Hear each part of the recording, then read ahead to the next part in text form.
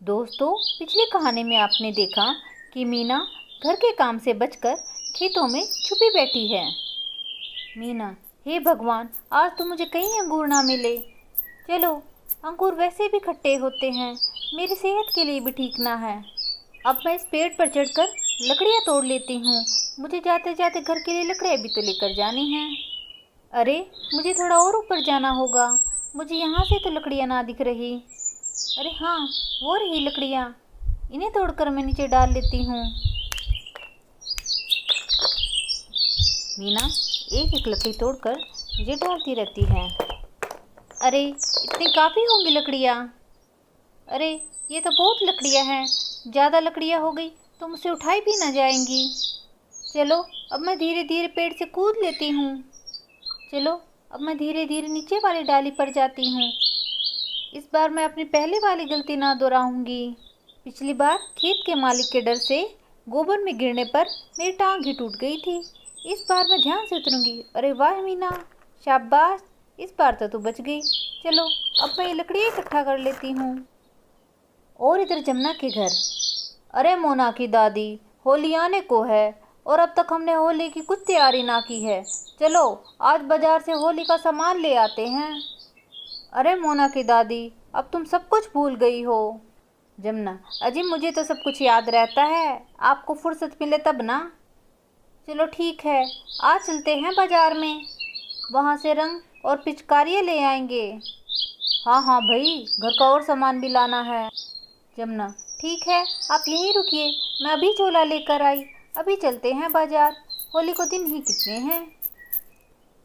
और इधर घेर में चंपा उपले लेने के लिए आई हुई है। अरे, मैं जल्दी से टोकरे में भरकर उपले ले जाती हूँ। शाम का समय जो होने वाला है, फिर मुझे घर जाकर खाना भी बनाना है। चलो, टोकरे में तो मैंने उपले डाल लिए, लेकिन अब मैं इसे उठाऊँ कैसे? ये टोकरा तो बहुत भारी है। चलो, यहीं खड़ी होकर इंतजार करती हूँ, कोई आएगा उससे उठवा लूँगी। और इधर मीना होली की खरीदारी करने के लिए बाजार जा रही है।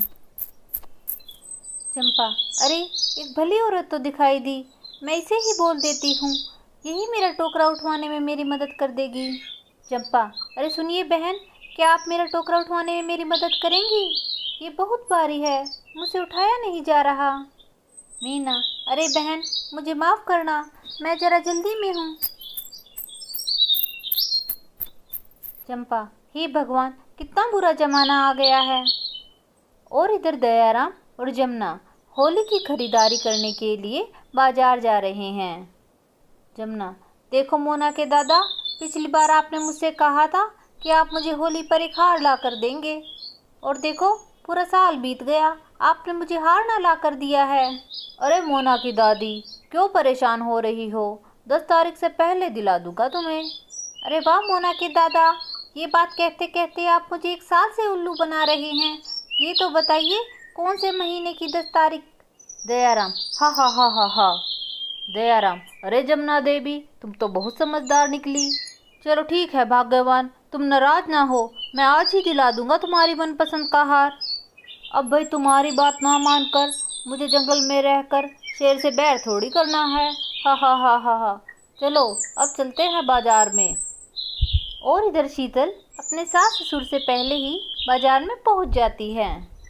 अरे, ये तो अच्छा हुआ, मैं माँ बाबूजी से पहले ही बाजार आ गई। चलो, अब आ ही गई हूँ तो दोनों झोलों को सामान से भर कर लेकर जाऊंगी। अरे वाह, कितना सुंदर हार है। अरे, इस बार तो होली मेला बहुत ही सुंदर लगा है। गहने, जेवर, रंग बिरंगे गुलाल। अरे, यहाँ पर तो बहुत सुंदर सुंदर कपड़े भी हैं। मन तो करता है इन सभी चीज़ों को ले चलूं। अरे, ये पर्स कितना सुंदर है, पहले इसे ही ले लेती हूँ, बाकी चीज़ों को बाद में ही देखूंगी। और हाँ, ये मैं गुब्बारे भी लेकर चलूँगी अपने साथ। अरे भाई, ये झुमके कितने के हैं, ज़रा दिखाना मुझे। देख लीजिए देवी जी, सब आपके सामने ही है, जो पसंद हो बता दीजिए, वही निकाल कर दे दूंगा आपको। बहन जी, मेरे पास इतना अच्छा सामान है, आप एक बार लेकर जाएंगी तो बार बार यहीं पर आएंगी। मीना, ठीक है भाई, तू मुझे इस हार का रेट बता, ये कितने का देगा? अरे बहन जी, इसकी कीमत तो सिर्फ 500 रुपये है। अच्छा ऐसा कर भैया, मुझे ये झुमके दिखा दे। अरे भाई झुमके नहीं, मुझे ये पालिया दिखा दे, मुझे तो ये बहुत पसंद आई। अरे बहन जी, आप जब से दुकान में आई हैं सामान की कीमत ही पूछे जा रही हैं, लेती तो कुछ है नहीं। मीना, चल ठीक है भाई, ऐसा कर मुझे नीला परस ही दिखा दे, मैं यही ले लूँगी। अरे जाने कैसी औरत है, सामान कुछ लेती नहीं है और हर चीज़ को देख रही है। ठीक है बहन जी, बता दीजिए और क्या क्या लेना है आपको।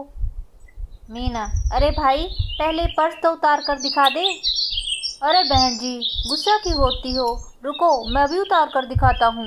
मीना, अरे यही अच्छा मौका है, जब तक ये मोटू पर्स उतारे मैं ये सामान अपने झोलों में भर लेती हूँ। और इस मोटी को क्या पता लगेगा, इसके पास तो ढेर सारा सामान है, थोड़ा सा ले भी लिया तो इसे क्या फ़र्क पड़ेगा।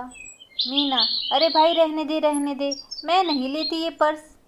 अरे बहन जी, आप क्यों नाराज़ हो गई, मैं दिखा तो रहा हूँ आपको उतार के ये पर्स, ले लीजिए अब।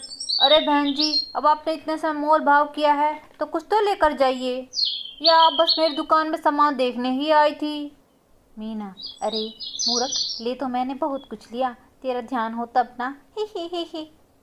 चल बीना, चुपचाप यहाँ से निकल ले, इससे पहले इस मोटू को पता लगे। अरे वाह, कितने सुंदर सुंदर गुब्बारे हैं, रंग बिरंगे। अरे बेटी कुछ गुब्बारे ले लो, सुबह से मेरी बिक्री ना हुई है। अगर तुम कुछ गुब्बारे ले लोगी तो मुझे भी शाम की रोटी मिल जाएगी। मीना, हे भगवान, पैसे तो मैं लेकर ही नहीं आई, मैं इस बेचारी बुढ़िया को क्या दूँ। अरे बेटी, इतना भी क्या सोच रही हो, खरीद लो ये गुब्बारे।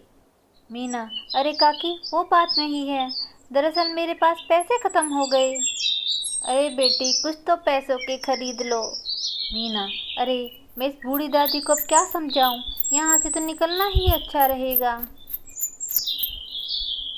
और इधर बाजार में जमुना और दयाराम भी खरीदारी करने के लिए पहुँच जाते हैं। चलिए मोना के दादा, अब जल्दी जल्दी खरीदारी कर लेते हैं। चलो मैं सबसे पहले रंग ही खरीद लेती हूँ। मोना और सुदामा पाठशाला जाते समय कह कर गए थे, दादी माँ हमारे लिए बहुत सारा गुलाल लेकर आना। दयाराम राजू को देखकर पहचान लेता है। अरे राजू बेटा, जरा अपनी ताई को ये गुलाल देना। देखो भाई, हर्बल रंग ही देना। राजू, अरे काका क्यों परेशान होते हो, आपसे भी थोड़ा दुकानदारी करूँगा, आपको मैं सबसे अच्छा सामान दूंगा। जमुना, अरे ये राजू है, मैंने तो पहचाना ही नहीं। राजू, हमें जल्दी जल्दी सामान दे दो, फिर हमें पैदल ही घर जाना होगा। तुम्हें तो पता ही है, शाम के समय बैलगाड़ी मिले इसका भरोसा भी ना है। अरे काका मैं भी सामान देता हूँ। अरे भाई साहब, आप मेरे गुब्बारे भी ले लीजिए, आपके पोता पोती बहुत खुश होंगे। देखिए मेरे पास कितने सुंदर सुंदर गुब्बारे हैं। दयाराम, अरे बहन ये तो तुमने मुझे ठीक याद दिला दिया, मैं तो गुब्बारों को भूल ही गया था। अरे बहन 50 रुपए के गुब्बारे दे दो। दोस्तों, हमारी आगे की कहानी देखने के लिए आप हमारे चैनल को सब्सक्राइब कर लें। मिलते हैं हम अपनी नेक्स्ट कहानी में, तब तक आप अपना ध्यान रखें।